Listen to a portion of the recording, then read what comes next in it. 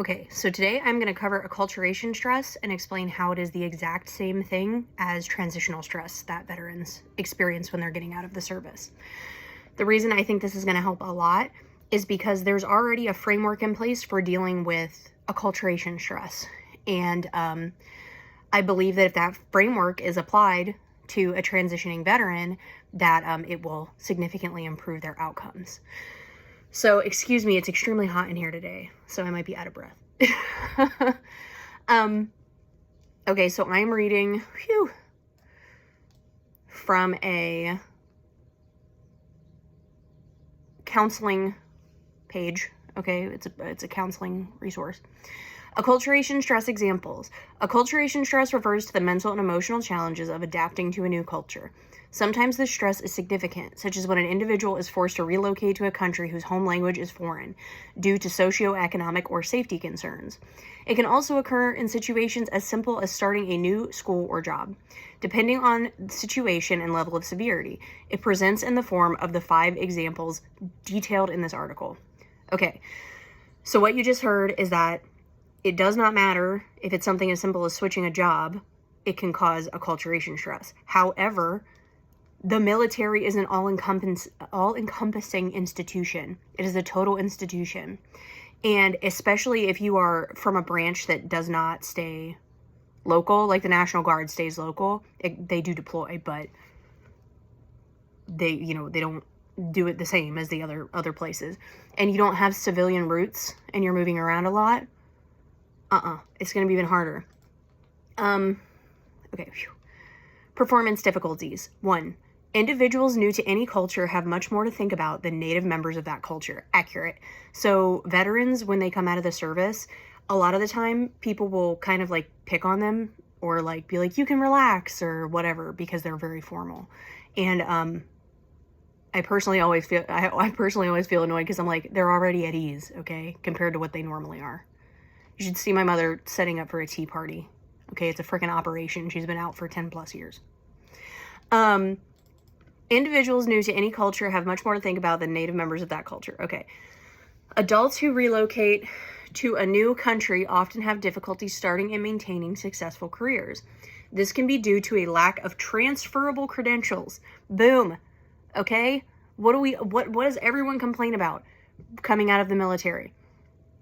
Their credentials do not transfer cleanly into the civilian world. So they have all these skills, and to be quite honest, are usually far more skilled than any civilian in the same area, and they can't transfer those skills. Now, I know there has been a push in recent years to adjust that, and I don't know how that's going, but cool beans, keep it up. So we're seeing sense of worth, sense of purpose is impacted. Same thing. Okay, lack of transferable credentials, language barriers. I argue that this exists because military communication is very different than civilian communication. There's a lot of conflict between like veterans and civilians when they have little miscommunication issues. And my goodness, guys, it's awful in here. And yeah, they even use like lingo that you're not going to understand. The other day, my mom, I've known this woman for 32 years. She said, I'm going to tighten up the shot group. She was talking about writing a paper, okay? And I didn't know what that meant. I had to Google it. Again, known her for my entire life. Apparently, it's narrowing your focus, okay? Bringing the targets closer together. So she's talking about narrowing her focus in a paper. Lack of childcare resources. I mean, yeah, I can see this, especially if they're like single Pringles like my mom, because I mean this didn't occur with her because I was a whole adult when she transitioned out of the military, but a lot of people, they might not have the same resources. And I was like in military daycares and stuff like that when I was younger, obviously. Again, lack of childcare resources. I'd still like juice boxes, like lack of social support. That's a big one.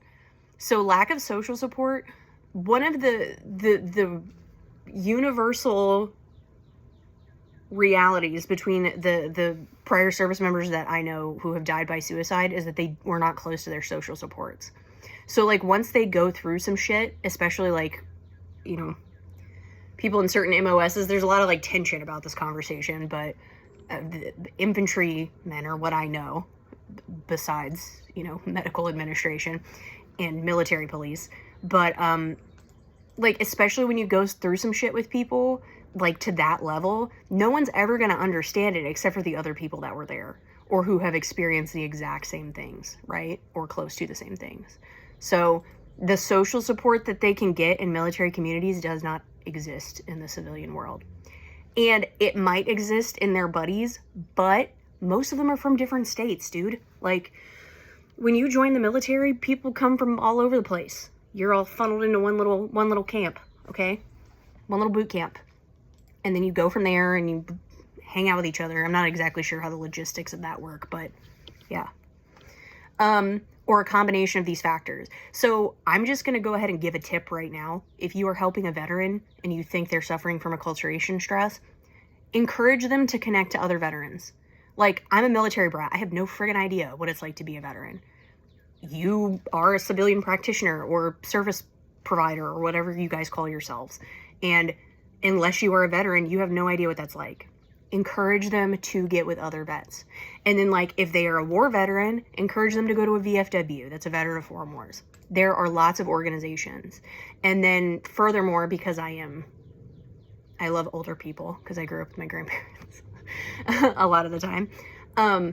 If they're an older veteran, so there's like a spike in older veterans dying by suicide, please get them connected to other older vets. Like, teach them how to use computers to the degree necessary for them to hook up with other vets online, okay? They need to talk to each other.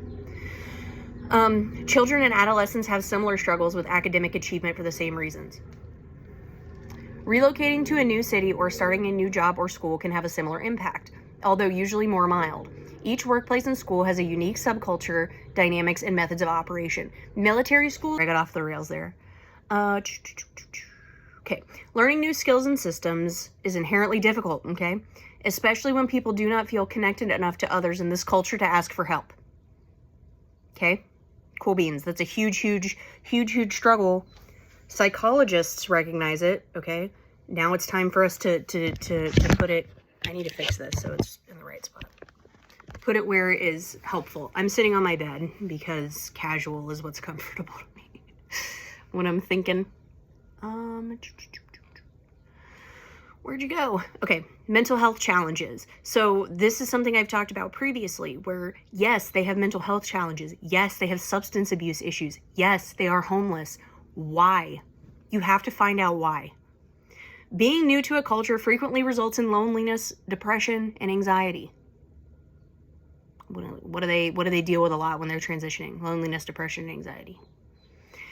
Experiencing these emotions often creates a downward cycle as depression and anxiety make it difficult to connect with others. Yeah, dude, and especially if you're experiencing rejection or like you're not treated like a normal, this is a big one. Okay, like civilians will like try to be nice and they want to be like, oh, you know, it's a veteran and like, you know, but just treat them like a normal human being. Outside of this phenomenon is commonly referred to as culture shock. There you go, boomies. As described in Psychology Today and many years before that existed. 3, physical health challenges. Acculturation stress often manifests itself in physical illnesses, of course. So stress in general, high blood pressure, body aches, lupus, all sorts of things. The mental health challenges discussed above are highly correlated with physical illness, anxiety, and depression, lead to overactive or underactive cardiovascular activity, decreased immunity, and lack of self-care. So yeah, you get sick. Dude, these videos are never going to be formal. I just look like an animal right now. How hot it is. Another cause of physical illness is a lack of access to healthcare services. This is fascinating to me, okay? Even moving to a new city requires, because the first thing I think of is the frickin' VA. Even moving to a new city requires establishing new healthcare providers, which is often a long struggle due to insurance policies. That doesn't happen in the military. You just pop into whatever clinics on the base. Change in employment often disrupts health insurance, as does moves to new countries or new administrations because they constantly screw with the frickin' healthcare insurance that further compounds these difficulties due to language barriers and lack of knowledge about locations and policies regarding foreign healthcare systems. Yeah, you could say that the civilian healthcare system is foreign to a service member who might, a lot of them, guys, they join when they're very young. Okay, so that's where they learn to function in society, is like as a service member. So that is the system that they're familiar with. So then they go out into it and they're like, you know, it's like fresh out 18, and they don't have any skills navigating the human, sorry guys, that's not what I mean, the civilian world. Okay. And the healthcare system is insane. It is so convoluted and weird. All right? Like, just the way that you have to go from one to the other, it's too much. It's bananas for anyone, especially if you're not used to navigating it. And especially if you're dealing with a lot of stress. Homelessness. In the most severe cases, one source of stress is homelessness. Okay, I was going to say something smart, but I'm not. There's nothing wrong with this writer. They did fine. Many relocate with very little warning or time for preparation. The military doesn't, like, if they dishonorably discharge you and they just, boop, get you out of there, what? And people wonder why they have issues reintegrating into society, and they become homeless and get on drugs and shit. What? Like, it's not a mystery to me. Difficulty finding and maintaining employment translates to difficulty finding and maintaining housing. That is the insanity of this world, right? We want you to have a job before you have a place to sleep. Oh my goodness. Individuals struggling with language barriers may not even be able to locate shelters, or you can be so severely triggered by being in a shelter or crammed like a sardine into a small area. I was going to say, unless you're like in the Navy. No, I'm just kidding. Submarines. Not all of them go in submarines. But anyways, individuals, okay. Yeah, it might be too triggering for you. So how's that going to help? Civilian shelters are not orderly, okay? Veterans should have their own shelters because they're mostly going to be well behaved. And if they're jerks, they're going to correct each other. And it's typically not going to become violent. The cops aren't going to get involved, which is not what happens in civilian, rough areas. I know. So just let them have their own area where they will correct each other, and they will do fine till they find housing.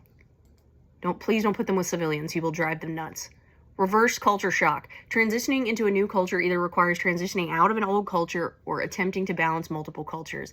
Yeah, this one's especially difficult because a lot of it is like trying to figure out if you're being formal, like too formal, or which is pretty much always too formal. You're always too formal for the civilian world, especially right now, which sucks. And I see veterans or, people who are from military culture get made fun of for this. And I don't know why. I guess it's just because some people are mean. They'll be like, you're so formal, just relax. They're already at ease, dudes. They're already at ease. I already said that earlier, but still, I just want to really hammer it home again. Okay. Whew. Either scenario leads to confusion. So transitioning into a new culture either requires transitioning out of an old culture or attempting to balance multiple cultures. Either scenario leads to confusion. Building familiarity with a new culture takes time and energy away from connections with previous cultures. This makes it difficult to transition back to home cultures, such as when members of the military... What? They know this. Then what? Why are you... What? I am so blown away. I did not read this prior to, obviously, reading this. Yeah, okay. So we recognize this, so let's use this acculturation framework. Treat them as though they are dealing with acculturation, because they are. Okay? Goodness gracious. Entering a new culture is often a difficult and forced experience, correct? Even when it is positive and chosen situation, it involves many changes. Knowing these 5 examples of acculturation stress can help you understand how to reach out to people who may be experiencing it. Okay. There. That is, I hope that is more than enough to convince you that the transition is just acculturation stress and to treat it accordingly. All right? The military is not a job.